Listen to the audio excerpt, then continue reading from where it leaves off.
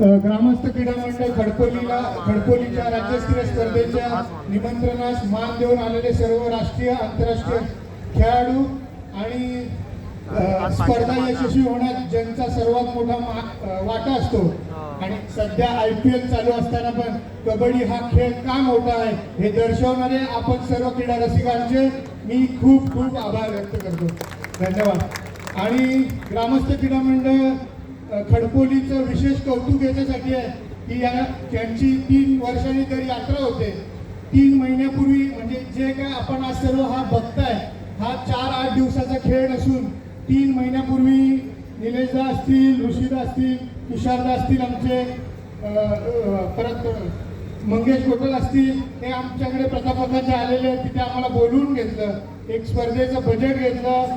पण त्यावेळी जेव्हा ते गेल्यानंतर पण आम्ही प्रतापकाने बोललो त्यावेळी असं वाटत होतं की खडकोलीसारख्या एवढ्याशा छोट्या गावामध्ये एवढे मोठे मोठे खेळाडू खेळायला येणार, एवढ्या स्पर्धा यशस्वी कशी करायची आणि ते करतील का. तर मला पहिल्या दिवशीच मी सांगितलं होतं की ज्या दिवशी आपण 19 तारखेला रात्री फायनलचा सामना खेळू तर मला असं वाटतं की निलेशदा, ऋषीदा आणि तुषारदा आपण यामध्ये सक्सेस झालो. त्याच्यासाठी तुमचे खूप खूप आभार, धन्यवाद. आणि खडकोलीनी आमचं खूप जुने संबंध याच्यासाठी आहे की या ग्रामस्थ खडकोलीतून संजयदादा गोटल खेळायचे, मंगेश गोटल खेळायचे आणि माझे बाबा या खडकोली संघातले खेळायचे.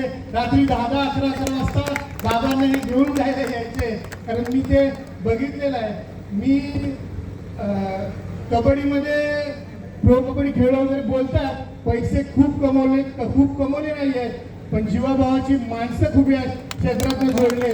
आणि आमच्याकडे अशी एक पद्धत आहे की माझा सत्कार करतात सगळे लोक पण माझ्या मागे दसपटी क्रीडा मंडळाने पेडांची 50 जणांची टीम आहे ती जी माझ्या पाठी काम करत असते. आणि आमच्यासाठी पहिला आणि शेवटचा एकच आदेश आहे, प्रताप काकांनी शब्द द्यायचा आणि तो पूर्ण करायचा. आणि दाजी आज 3 वर्षानंतर पण ज्यावेळी इथे यात्रा होईल आपण यापेक्षा जोरात स्पर्धा ह्या चालूच राहणार याच्यामुळे असे आपल्या सर्वांना ग्वाही देतो आणि सगळ्यांचे आभार व्यक्त करतो. धन्यवाद. करूया.